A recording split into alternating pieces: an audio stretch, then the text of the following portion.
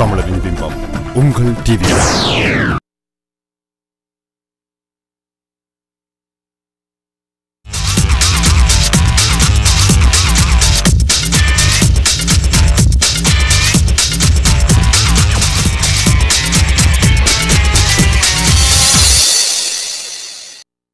Ladies and gentlemen, welcome to Tamil Vision International's coverage of the Ontario Liberal Leadership Convention. You can hear it is an absolute racket here.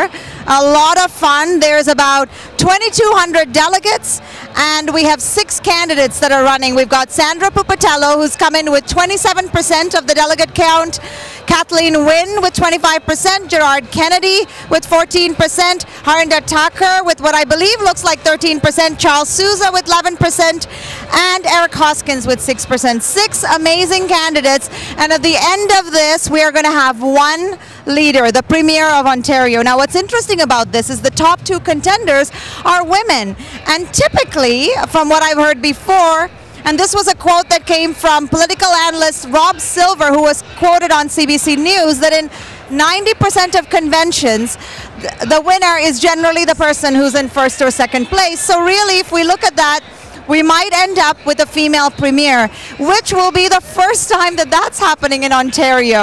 We've had it in BC, I think 20 years ago, in PEI, but Ontario has never had a female premier.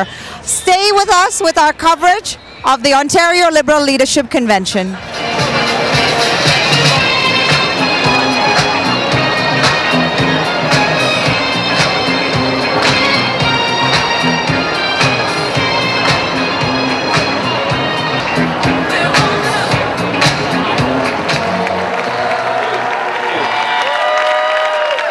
Thank you very much. Thank you, and thank you so very, very much.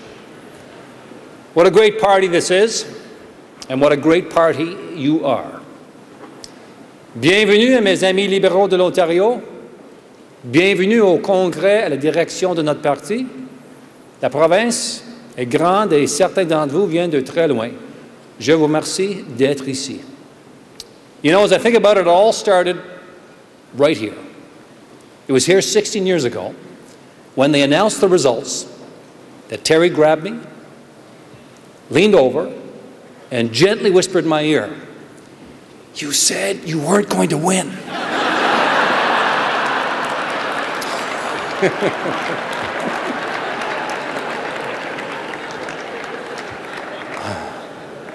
Nobody was more terrified than me when I won that night.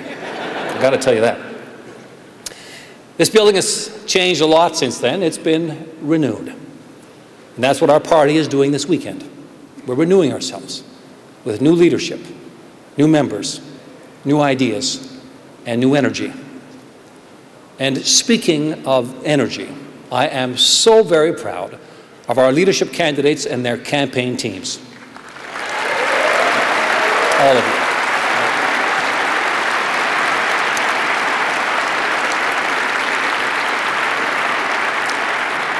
Thank you for caring so deeply about the future of our party.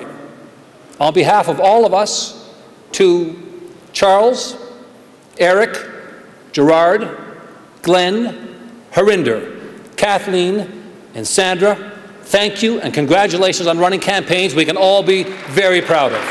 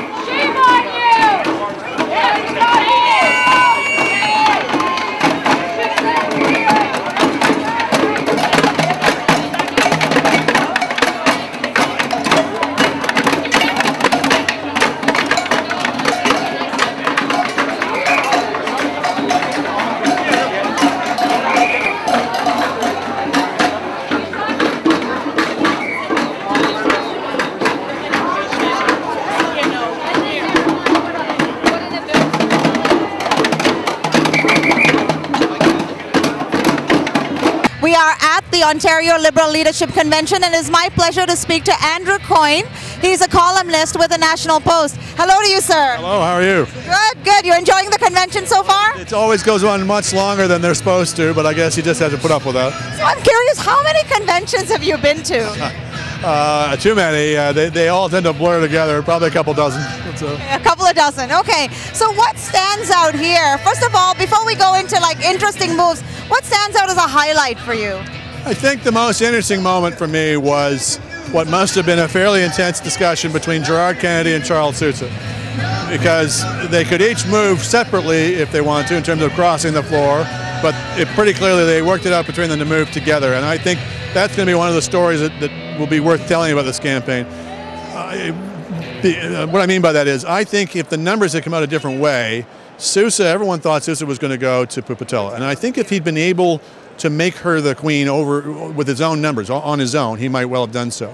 I think when it became clear he couldn't do so, and that he and Gerard had to move together to be able to have any impact, I suspect somehow, maybe it was just a matter of that he knew Gerard was going to go to win and that this was the only way he'd have any leverage, or maybe Gerard and he had a discussion about this, but that's one of the stories that's going to have to be. But you really do think, which is what we think too, that it was an actual change, that he might have actually thought that he was initially going to go to Sandra?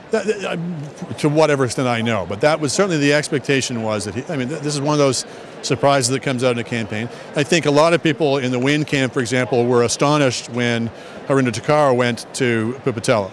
From what I understand, he was going to until about 5 minutes before that, but who knows? Again, that'll be one of those stories that are told. But, you know, I came in, and I won't name this person, but I have a good friend in the party. When I first got to the convention, I started talking to him. He said, you know, the thing about these things is people will look you in the eye and lie through their teeth. He said, and then the great thing is you find out who won, and you find out who was lying to you. So I guess that's the nature of the game, is everyone's trying to pretend that their candidate is going to win, and they've locked up so-and-so to support them, and I suppose it's one of those things that as long as you leave it inside the arena, people will forgive you. You know? So were there any predictions you had coming in that were killed? Oh, Lord, I had no predictions whatsoever. I thought maybe, everyone was saying it was a two-person race, Sandra Pupatella and Kathleen Wynne. I thought maybe Gerard Kennedy had a chance, a slim chance, to be the third candidate if he was able to get Takar, for example, to come over to him. And I think they thought that as well, obviously. But you could, as soon as Hodgson's went and as soon as Takar went to Pupatella, that meant it was over for Gerard at that point. The only question was, how would he use his dwindling leverage the longer you wait? And of course, he's been the kingmaker in previous conventions. So that was the interesting question, was how was that going to play out? And again, it became pretty clear fairly early on at that point that he and Sousa would have to move together. That if they moved separately, imagine if Sousa had gone to Pupatella and Kennedy had gone to Win, it would have been chaos. This vote would be coming down to, would be a two-person vote. Who knows? Now it's pretty much a foregone conclusion. Never totally until the votes are counted, but it would be astonishing if it wasn't Win. Let's put it that way. So I know that you sound very excited about this, and just from watching your Twitter feed, I know you love talking about electoral reform and the actual process of voting. What do you think about all the talk that this might be the last delegate convention?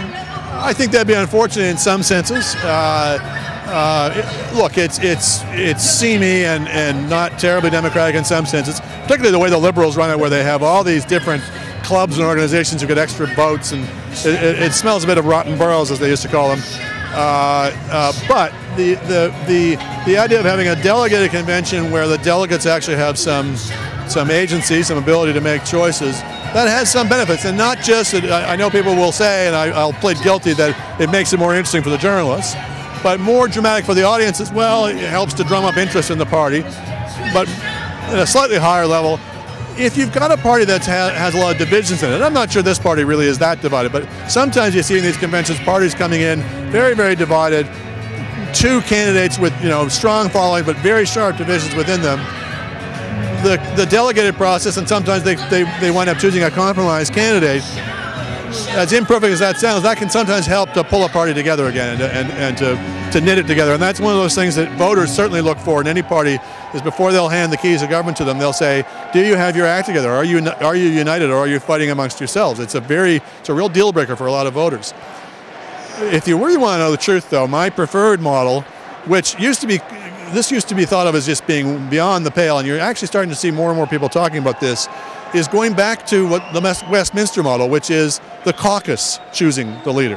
And I know that sounds less democratic than having the whole party. So why do you think that is better? Because, first of all, it changes the power relationship between the leader and the caucus. We're all very conscious these days about how the degree to which members of parliament have become irrelevant almost. They're totally under the thumb of the party leadership, and it's very true, and because the party leadership has all the levers. If you make the leader, if the elected or removable by the caucus, he or she has to suddenly become very, very accountable and very, very solicitous of their concerns. We've seen in Britain, for example, Margaret Thatcher the formidable Margaret Thatcher had won 3 elections, gone in a weekend. We saw this more recently in Australia. So it usefully brings the leadership under the heel of the caucus.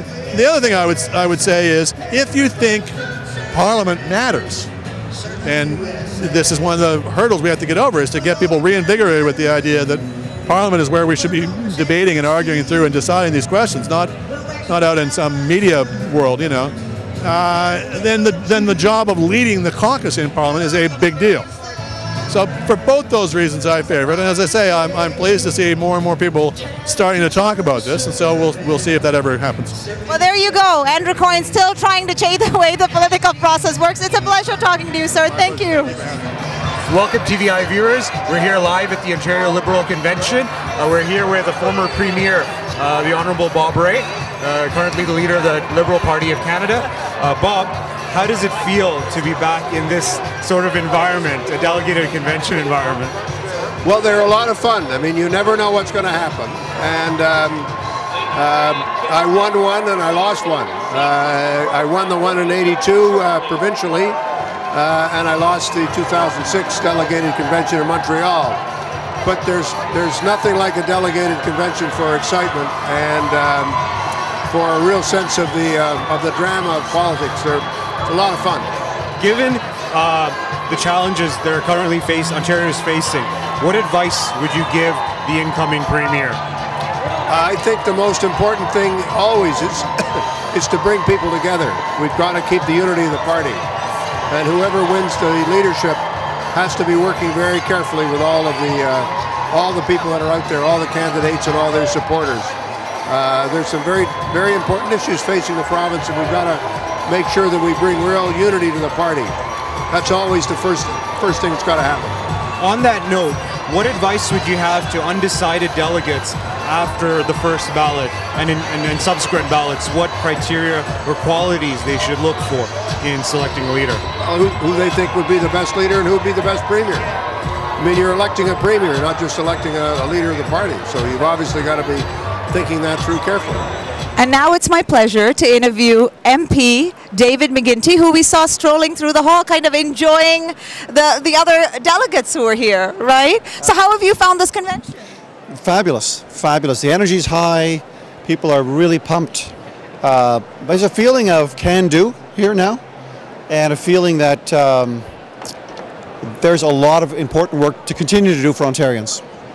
Now, one of the things that I've heard is that this could be sort of the last of the trend of delegated conventions. What are your thoughts on that? Well, it might be. It might not be. I think there's an opportunity here for the Ontario Party to look at a blended system where you have the possibility of a delegated approach, but still give each member the right to vote for the leadership candidate of their choice.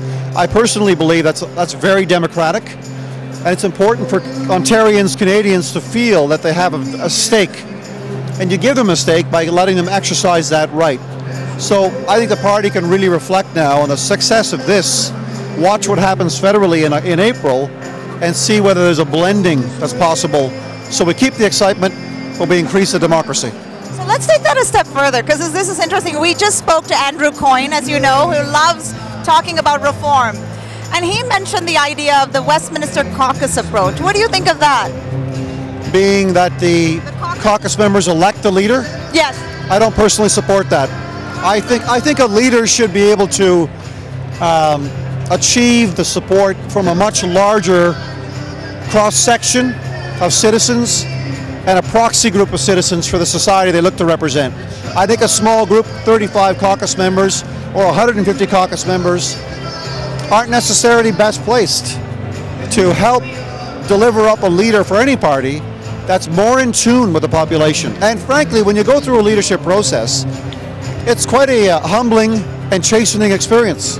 You learn a lot, you make mistakes, you do some things right, but you come away with a much better understanding of where the people are. I don't think you can do that in a Westminster style. So now, Premier McGuinty, this is sort of his last days as Premier. Any advice that you have from, how do you feel actually about his leaving? Well, I think it's, first of all, this has been a very big team effort that began in our family 25 years ago. So I, for example, had the privilege of running 5 or 6 campaigns for the Premier, with my brother. That was a great honor and privilege. I think we're feeling very good and content because it was just a wonderful experience to give back and to lend shape to a society. And that's just, you can put no price on that. It really is priceless. We're all very proud. But look, premiers make good decisions, premiers make not so good decisions sometimes, but you look back and say, you know what, I did my best. I gave it my best shot, and I always put the interests of my people first. It's never about us. And in our family ethic, it's never been about us. It's not about McGuinty's or Dalton or me or people who are elected. It's about 14 million people in Ontario or 34 million people in Canada. That's what this public service business is all about. You got to keep that front and center, and if you do, I think you can hold your head up high, as we now do, and say we did our best. Thank you, sir, for speaking to us. It's been a pleasure, and enjoy the rest of the convention. Thank you very much. Thank you. Appreciate it. Bonjour.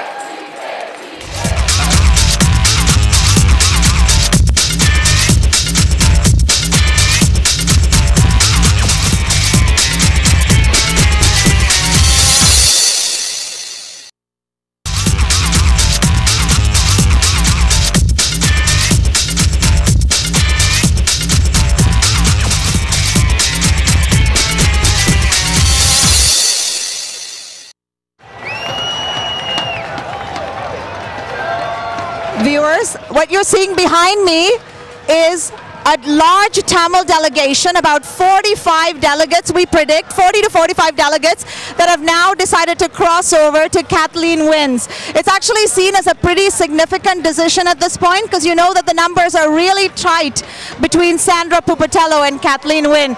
So there you go, and that's what the cheer is for, and the race continues. We've been talking to more delegates throughout the convention. I have the pleasure of having Minusha Suryakumaran, is that right? Okay, I have a whole list of names. Sometimes I have to remember all of them. Thank you for speaking to us. What is it like to be a delegate at the convention? It's actually a really interesting experience to be surrounded with all these fellow Liberals and to experience actually choosing our next Premier. Now, is this your first convention? No, it's not. I was actually at the Federal Leadership Convention where Dion won that, and I was a Dion delegate for that when I was 14, but yeah. Amazing. So it seems like possibly a lifelong, you're very young, but a lifelong Liberal. Why are you a Liberal? Well, it's mainly due to my parents, my dad especially. I've been a Liberal, I guess, because of him since I could remember. And I'm also part of the OYL, so the Ontario Young Liberals. But yeah, it's just a really good experience. I'm a fan of their policy. I believe it's the best political party in Canada, and I hope everyone else believes this as well. Now, are you interested in politics in terms of a career, or so tell us, what do you plan to do? Actually, at the University of Toronto, St. George, and I'm taking political science and Canadian studies. And my plan is to get into law. I'm in my last year right now, so I want to do law, but I do, like in the future, hopefully have some political aspirations as well. So, you know what, I've been noticing there's been some movement. Your candidate, I believe you're supporting Sousa, has actually moved over potentially to Kathleen Wynne's campaign. We don't know yet, we're waiting for confirmation. What are you going to do? What do you feel, by the way, about who you're going to choose and why you're going to choose them? Well, we're all a big, happy Liberal family here, so still yet to decide where I'm going. But my original candidate that I supported was Charles Souza. So if he's going with Kathleen, depending on what everyone is going with, then we'll see where we go from there. Ladies and gentlemen, we're here speaking to Vinod Shan, who's a delegate at the convention, and he's kind enough to speak to us at a time that the results of the second poll are actually being released. But let's find out where he stands. So who are you here supporting? I'm supporting Gerard Kennedy. Gerard Kennedy. That's And right. why is that? So he has a new idea and to renew the party, overall to rebuild Ontario. Especially I like his policies towards the education system. And as you know, we have issues with the teachers union right now. Gerard is the right person who will resolve these issues and bring back the teachers to the table, negotiate, and bring all the extracurricular activities and after-school program to the schools. Education system is so vital, especially for Tamil community. Education is the key. So I'm looking for somebody who can deliver the education system in a top-notch manner. So how long have you been a Liberal supporter? Closely 20 years, ever since I came to Canada. Why Liberal? Liberal Party, it's, as the name says, it's so liberal, friendly to immigrants. The ideas are new, so progressive, socially progressive, and fiscally leaning conservative. So that's where I stand. My ideology stand there. So I feel close to the Liberal Party. Now, is this the first convention that you're at? This is the first provincial convention, but I've been to many federal conventions. Interesting. And what's it like being a delegate of the convention? Like, we are finding the energy here quite intense. I mean, what is it like for you? Yes, I am delighted to be here. It's so fun. It's like our Kobil Tiruvilas, you know. You get so excited. You get the energy from other people. As you can see, you feel so vibrant on it. Welcome. Yes. It's a pleasure to speak to you, Juanita. Thank you, Manja. So how has this convention been for you? Just, sort of physically, your emotions, what has it been like? It was very exciting because this is the first time I've come to a convention, and the first time I've actually been a delegate.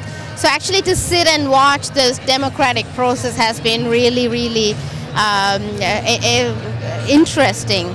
And working closely with Sandra's camp and being one of the insiders, knowing how they make deals and what's going on inside in a leadership convention is very, very interesting, and it's a lot of things that I can learn from that as well. You know what? I think our viewers would be interested in hearing how someone goes about becoming a delegate. Can you kind of fill us in on that process? Definitely, yes. So basically you have to be a member of the Riding Association first, and then once you become a member for that Riding Association, there'll be a deadline for you to give your intentions to become a delegate. Then once you give your intentions, then you go on a ballot. So on the ballot, then people who are members in that Riding Association will vote who they want to send as their representative to speak on behalf of them, to cast the vote on behalf of them to choose the next leader. So right now I'm representing Markham Unionville. So from Markham Unionville there are 16 people are here. So 4 males, 4 females, 4 youth and 4 seniors who are basically representing that riding. Interesting. So you've already declared, and it's obvious from your shirt that you're with Sandra Pupatello. We're at a point in the evening where there's only 2 women left on the ballot. So before we get to that question, I'm going to ask you, we now know there will be a female premier in Ontario. How do you feel about that? Very, very excited because regardless, it's going to be a Liberal Party. Whoever wins, it's going to be a woman. So for Ontario, it's the first woman premier, and it's regardless who wins, it's exciting to know that. It's huge news. It's history. So history in the making. So let me ask you now about Sandra Pupatello. Why are you backing her campaign? I actually, when reading and trying to figure out who to support, I thought Sandra was a very strong candidate for the party because it's a minority government. There could be an election anytime, and I thought Sandra is very good to carry the party forward and to actually, I've been a Liberal for the last 10 years, so I naturally think what's good for the party.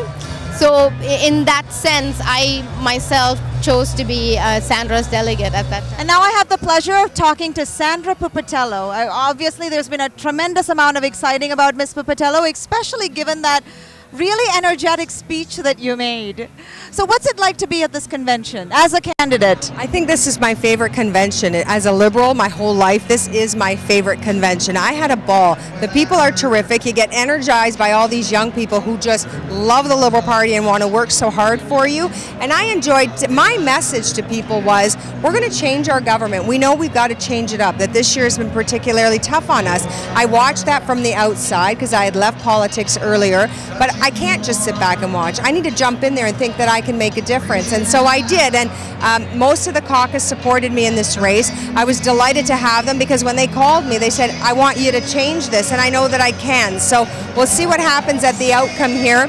But it's been a wonderful run. I've met many, many terrific people. Most of these people I've known for my whole life because I've been active since I was 14. So it was really nice to watch as I stood there speaking tonight. I would pick out people in that audience and my God, we go back 40 years. It was really terrific. So Ms. Pupertalio, what is your vision for Ontario? Should you become Premier, what is your vision? Well, I'm going to start talking about jobs in the economy again. I've said that from day one, that I believe that if we would turn that conversation to the things that matter to people, not to Queen's Park, we're going to do better right away. And I believe that people are concerned about their jobs. Do they have a good job? Are they graduating? Will they have a job waiting for them? It really is about the economy.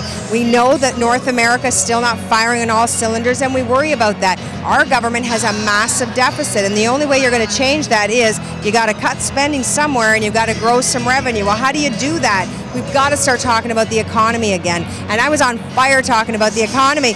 I had a great run when I was Minister of Economic Development and Trade. Even during the recession, we landed more foreign direct investment in Ontario than anywhere in North America. So if you can do that in the toughest of times, imagine the focus you can bring to it from the Premier's shop. And that's what I want to do.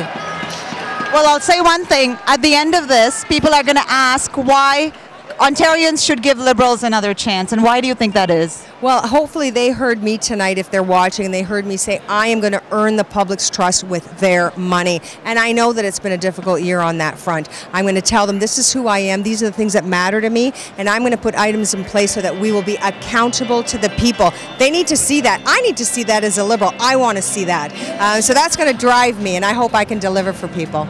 Final question for you. When we were walking in, it's kind of subsided now, but there are a lot of protesters out there, teachers mostly. You know, what does the government have to do, the Liberal government, to rebuild that relationship with those teachers? Well, first, I think we've got to talk to them, and then if I win, I have said from the beginning that I will restore collective bargaining. It's who Liberals are, it's where I come from, it's what I believe in, and I intend to do exactly that. They need to hear that from me, and I think it may help because I haven't been there. They don't have the history of seeing me stand up and vote for that bill because I wasn't in the House, that I hope it's going to be seen as quite genuine, that look, that's not our history, so this was an aberration and we're going to get back to the kind of relationship that we had before. Joining us today is Michael Coteau, who is no stranger to us in the Tamil community. Michael was the one who introduced the motion to bring about Tamil Heritage Days in the Ontario Legislature. Michael, thank you for joining us. How are you finding the convention so far? I'll look around. There's a lot of excitement in the air, a lot of optimism moving forward, and I think that we're in a really good place as a party. There's energy here, and I'm just excited. I'm excited to be here. This is my second time at a provincial convention. I was here in '96, and this one has just as much energy as the '96 convention. Terrific, terrific. You know, this convention is a very competitive race. You have MPPs supporting different candidates. You've decided to throw your support behind Kathleen Wynne very early in the race. How did you come upon that decision? I was one of the first MPPs to endorse her. I've worked with Kathleen over the last decade. I've worked with her in public education. When she was Minister of Education, I was on the Toronto District School Board, and I know her track record. So when I knew that she was actually running, I gave her a call and I said, I'd like to support you, just based on that track record she's had over the last decade in politics.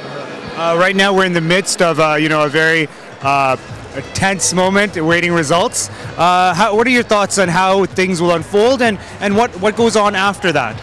What happens to the party after that? Well, you know, we've got some great candidates running. I think that, I'm supporting Kathleen, but there are a few candidates that are fantastic, that have the qualities to take this party forward.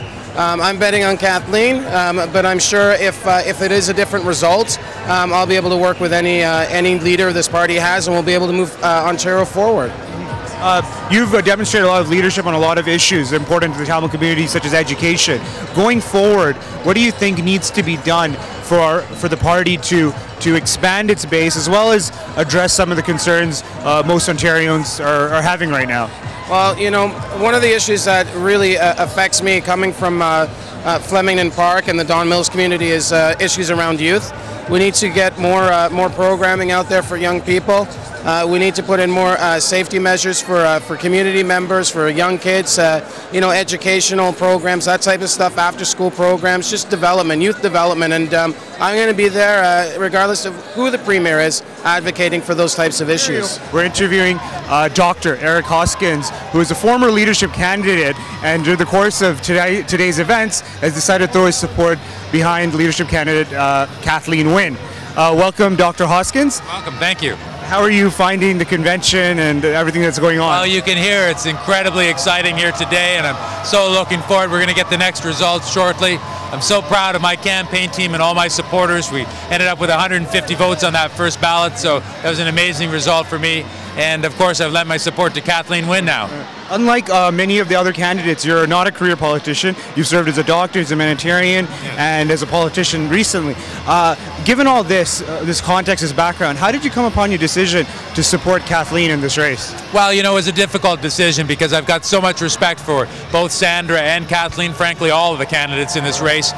So at the end of the day, it was making that tough decision. It was based partly on shared values. She's a very strong team player. We're from neighboring ridings, so we've already worked very closely together on a number of issues. And I know that she has those two important priorities right at the front of the line. One is that fiscal management, fiscal responsibility, but the other is making sure that as we strengthen the province and create those jobs, we make sure that we leave no person behind. So it's those social issues that are very important to me as well. And given the minority government situation that Ontario is currently in, what issues do you think are going to be on the table once the House resumes on February 19th? Well, you know, I think in a minority government, the issues that are most important Ontarians expect us to get back to work and deal with some of the important issues, jobs, the economy, making sure that we're ahead of the curve in terms of reducing and eliminating the deficit. So there's many top priorities like that. And certainly in a minority situation, Ontarians expect us to get back to work and all parties to cooperate with each other to achieve that goal. Very soon after that, we have to introduce a budget, so we don't have a lot of time to do that. Well, it is a very exciting convention. It doesn't happen very often that Liberals from across Ontario get together to make such an important decision. But tonight is Dalton's night. Tonight's, we're all here to say thank you, Dalton, for extraordinary leadership. Well, you know what? It's been 16 years since he was elected Premier. I mean, how do you feel about his departure now? This must be a kind of a tough moment. You know, I'm very emotional about it. I'll be honest. He's been a wonderful, wonderful friend to me personally. I've watched his leadership. I watch how he makes decisions. We have been very blessed to have someone of his stature, his ability, his passion as our Premier. So I noticed that you've got the Kathleen Wynne scarf. So why are you supporting Ms. Wynne? I'm supporting Kathleen because she really represents the values that brought me into politics. She believes in a fair and compassionate society. She brings people together. She listens to what people have to say, what their concerns are, what their ideas are, and she acts on them.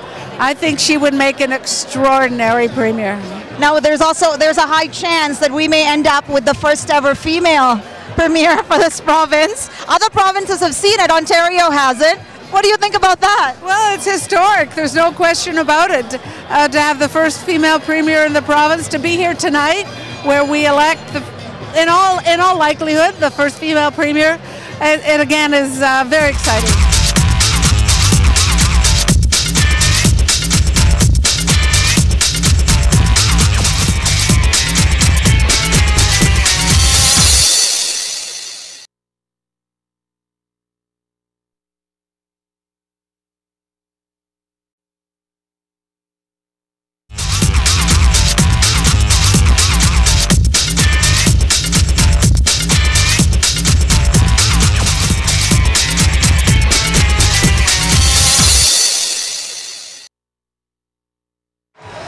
Well, there you have it. We have a really significant move that's happening on the floor. This will be the last one of the night.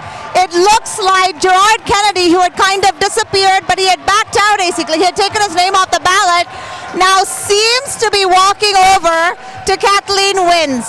So as you can see in the background behind me, Charles Sousa has already walked over to Kathleen Wynne, and if this happens, that's it. It basically means he is the queen maker. We are going to have a female premier for the first time in this province. That we definitely know now because there's only 2 names left on the ballot, and I think in a couple of minutes we'll know that it is going to be Kathleen Wynne.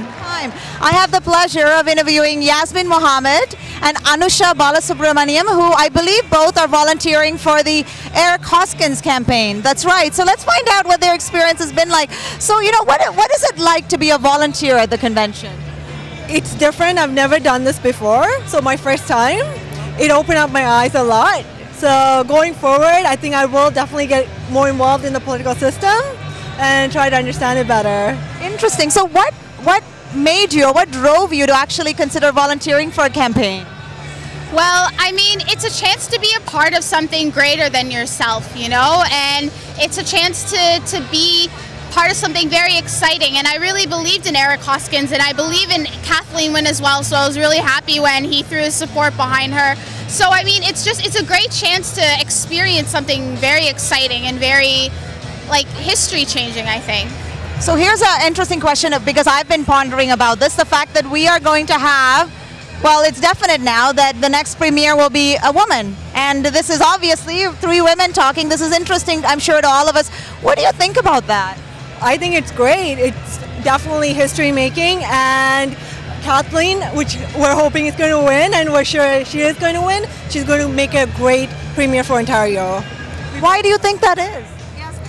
I think that, I mean, I don't want to sound too pro-feminist here, but men have been in power for so long, and I think it's nice to have that fresh perspective. And regardless of whether it's a woman or a man in power, I think that Kathleen and even Sandra, whoever leads this party, I think that they'll have a very clear vision, and they can lead this province in a way that no other candidates can. So now that the convention is over, right? Is there any, like, there must be a moment that you think about that's a bit of a highlight? I mean, it's been 2 days, 2 really long days.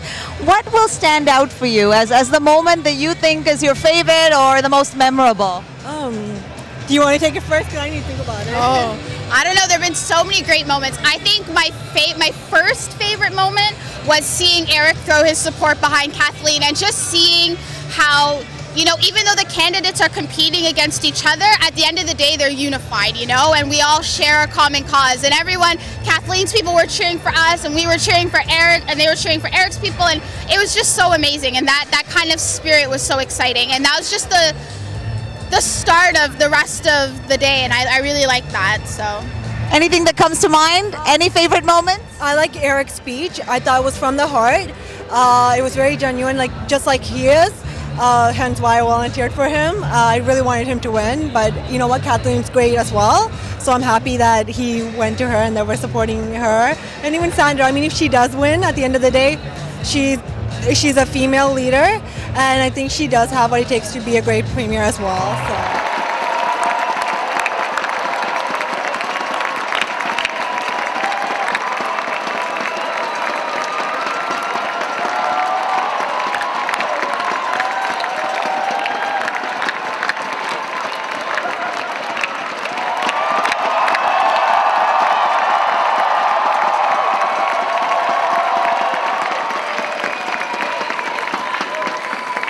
They're both winners. How's that? Ladies and gentlemen, mes amis, we now have the results of the third and final ballot. Maintenant, nous avons les résultats pour la troisième vote. There were 2,020 ballots cast, 2020. Of those, 4 ballots were spoiled. As a result, there were 2,016 valid ballots. 2016, and in order to succeed, a candidate must have received 1,009 votes, 1009. The results of the third ballot in alphabetical order are Sandra Pupatello, 866 votes. Wissam Sosa, 6.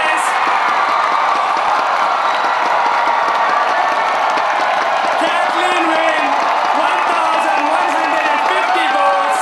Milo Sasakin, having received more than 50% of the vote, the new leader of the Ontario Liberal Party and the next Premier for Grand Province, Kathleen Wynn.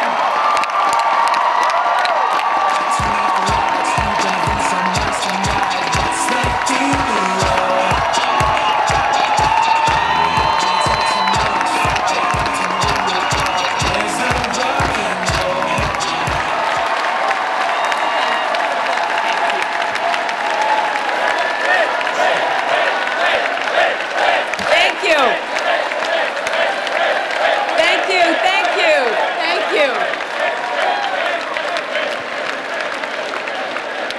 Thank you so much, every single one of you in this room. Thank you so much for being involved, for taking part, for supporting all of the candidates, and for supporting this part of the democratic process. Thank you so much, beautiful Liberals. Thank you. And I want to just say a special thank you to Sandra, my fellow female colleague on the ballot. Thank you, Sandra, for your energy, for your passion, for your commitment to the party, and I am going to need you. I'm going to need you to work with me, Sandra. Absolutely. Thank you. Well, believe it or not, this was the easy part. This was the easy part.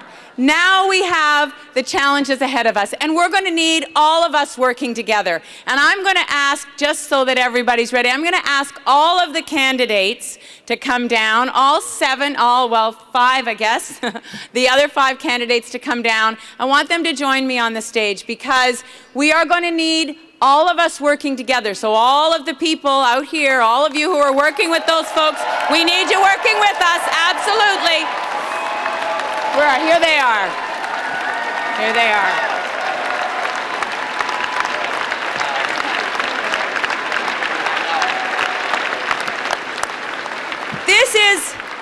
This is a dream team of candidates, folks. It's a very deep bench that we have here, and we're going to need all the ideas that came out of this campaign. We're going to need to put them together. We're going to need to weave together a platform because we're going to have to be ready at any moment to go into a campaign, but we are also going to need all those ideas to continue to govern. That's what we need to do.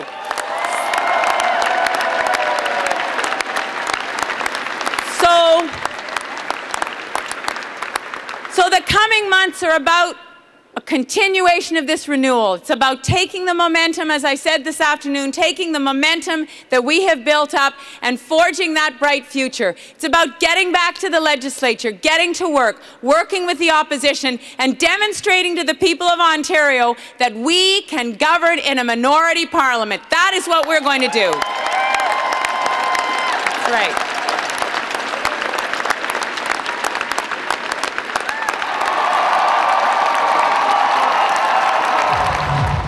There you have it, and that was the end of the convention. The delegates have voted in Ontario's first female and openly gay premier. This is such a historic moment. You can see everyone celebrating behind me. Kathleen Wynn is now the new premier of Ontario.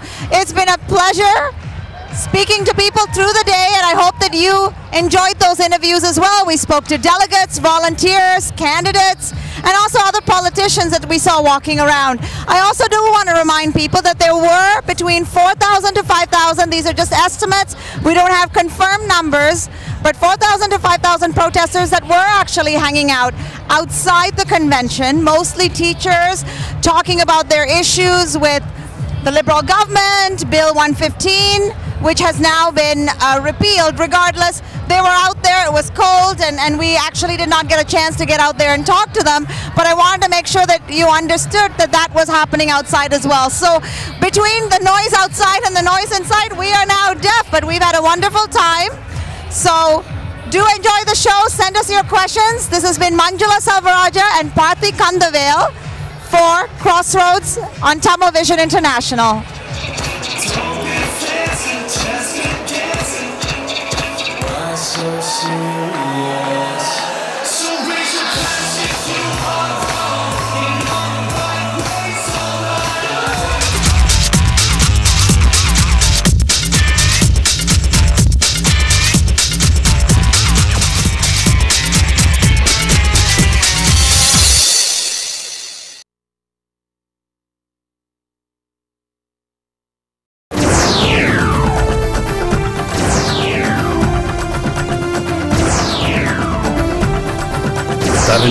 தமிழின் பிம்பம் உங்கள் TV.